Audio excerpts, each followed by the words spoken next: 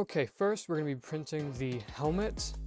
It ended up taking around 36.5 hours and had a massive failure, and the top just completely screwed up and spaghettied. If you don't want to see that, you can just skip to this time signature.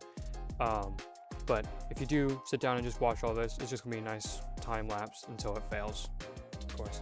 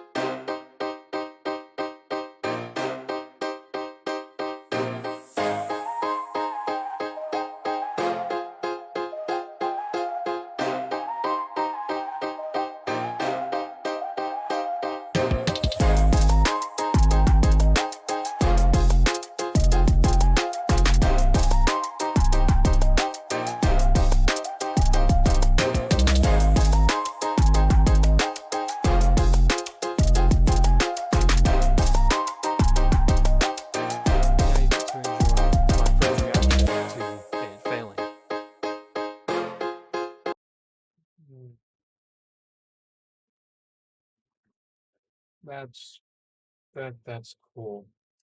That's great. Okay, I think I figured out what happened. So originally it was printing like this to where the front of it was facing that way. But as you can see, if you look at it from the top, it got loose and I'm pretty sure it just started rotating. Go sleep. I'm gonna go back to sleep as well. So then I just printed the top half so that I wouldn't have to do that 36-hour print again. And this one, it had a little bit of warping, but it was pretty much fine, although it did have some more issues in the future.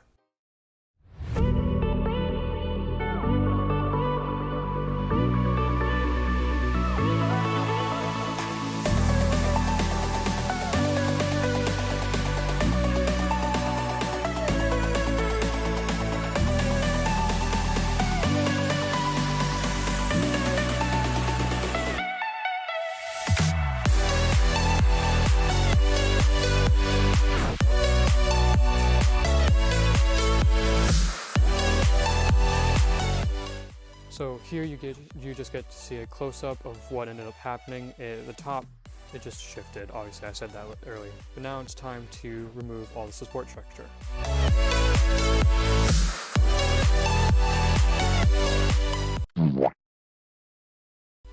See, this part of the failure I thought was really interesting because it looked like a tree, and I'm seriously considering now turning it into a desk ornament.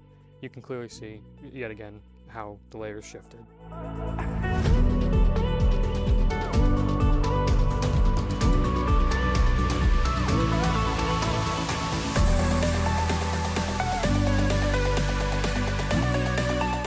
This was a quick test fit just to see how it would work on my face.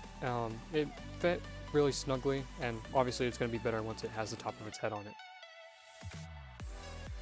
Here's where we started working on the cloak skirt thing. I ended up not working as much on this and ended up getting it partially commissioned, but you could easily make it at home.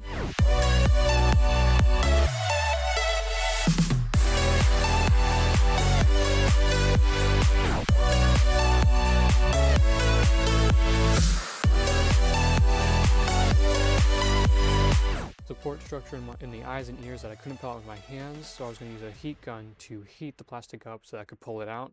With pliers, I could pull out some of the stuff that I couldn't get with my hands, but then for the stuff that was too small or too stubborn to pull off with the pliers, I could use the heat gun, heat them up to make it more malleable, and then just pull it off.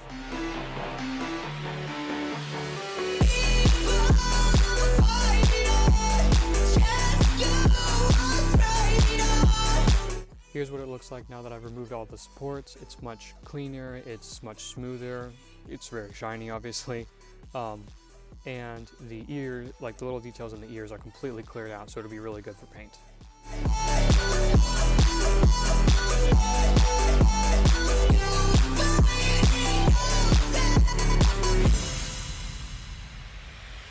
We collide, staring at the stars fall.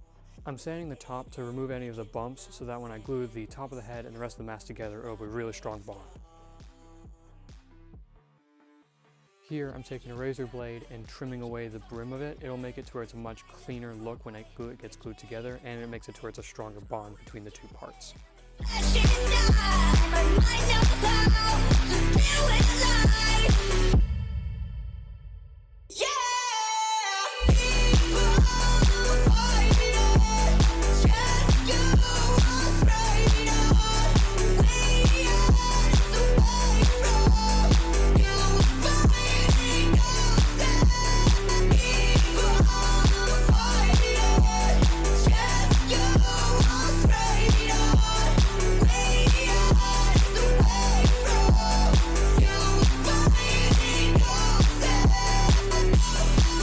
Here's a quick look at it once it had dried, and then I also wanted to show the pauldrons or shoulder pieces that I had printed for this costume.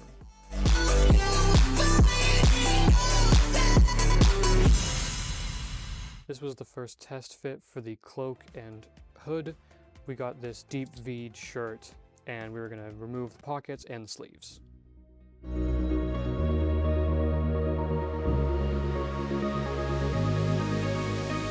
The skirt thing has had a zipper in the front to where it would make it easier for me to pull it off. Now it's time to sand away some of the layer lines just to make it to where it's easier for the plaster and then paint eventually. Here you can see my hands. This is real time, by the way. My hands really just go this fast. Unfortunately, while I was sanding, I noticed that on the left side there was a crack that had formed while I was sanding it, and so then I moved over to painting the pauldrons because the helmet was being a pain. So I just put some primer on it. It doesn't really matter about the details of the layer lines because unlike the mask, these ones are just gonna be on my shoulders. No one's gonna be really worried about the details of the layer lines with that kind of thing. The shirt that we got for the hood was not the right color, so I was just preparing a tea bath so that we could get it to be the right tint.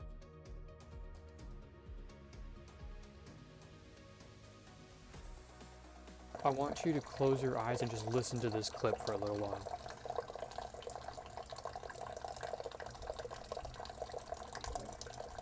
Congratulations, you now need to pee.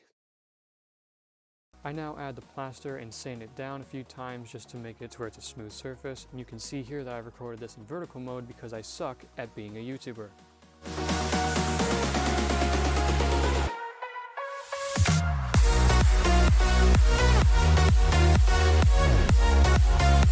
This is what it looked like when I was ready for it to get primed, and then after the primer, bang, it looks really nice. It was bumpy, but it's also supposed to be hundreds of years old, so that's completely fine. I now remove these things from the boots perfectly with my magic powers, no damage done.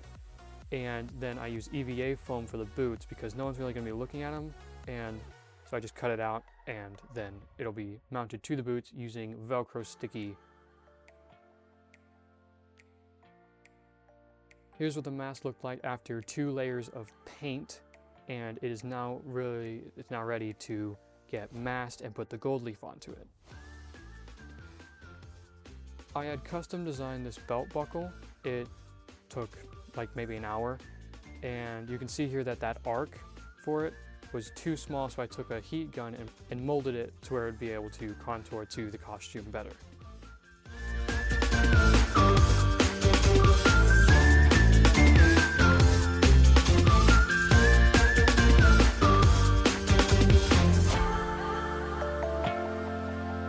I swear for every project that I do that involves painting or anything, masking tape is my best friend.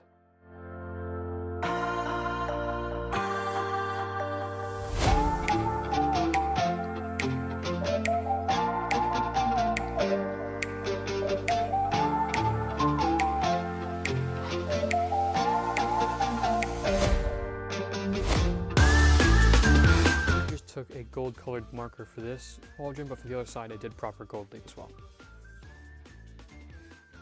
Here I'm starting to paint on the glue so I can just throw on the gold leaf and hopefully that does the trick. Heck no, it did not, and it was such a big pain.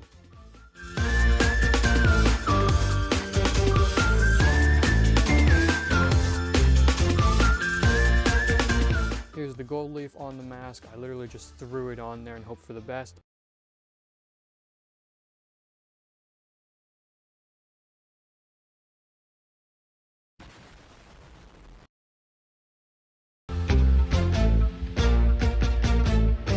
Now it's time to finish the belt. This was actually my first time ever using a sewing machine, and I feel like it turned out pretty well, even though I was using synthetic leather. Here's what the boots looked like after I was done. For parts of the armor bits, we ran out of black EVA foam, so I ended up just taking white EVA foam and painting it black, and then it just attaches to the boot using Velcro stickies. Whenever I want to unzip them, I have to unvelcro a small corner, and then I can zip it down, take off the boot, or adjust it, whatever. But then when I put it on, zip up, put the Velcro on, and we're good to walk. I know this just looks like I'm doing laundry, but this is actually part of my costume as well. And we were just coffee dyeing it. It's just a shirt.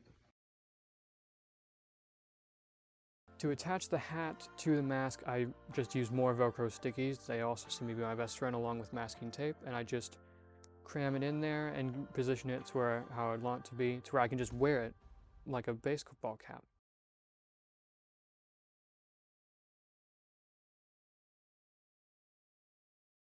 Woohoo! After many nights and many days, we get to finally put this thing on. It just starts with pants, boots, and shirt, and then the pauldrons are actually connected to that shirt by, guess what?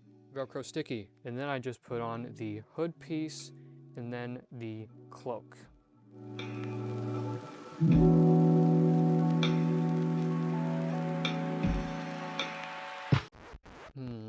This looks awkward. Let's just move on from that. We move the zipper to the side, and then I just put on the arm pieces so that I get that completed folding look. And then it's done, kind of. Put on the belt and then the arm pieces. These arm pieces are not actually for this costume. It was from last year, but we didn't have enough time to complete that. We then, after the arm pieces, I just go and put on the gloves and the mask, and then that should be it.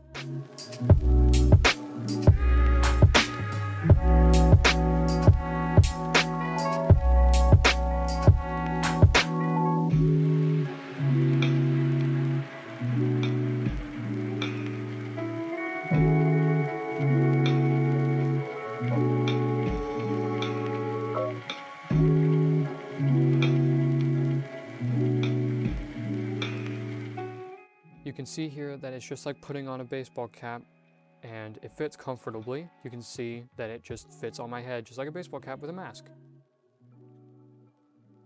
Whip on the hood, and then the costume is complete.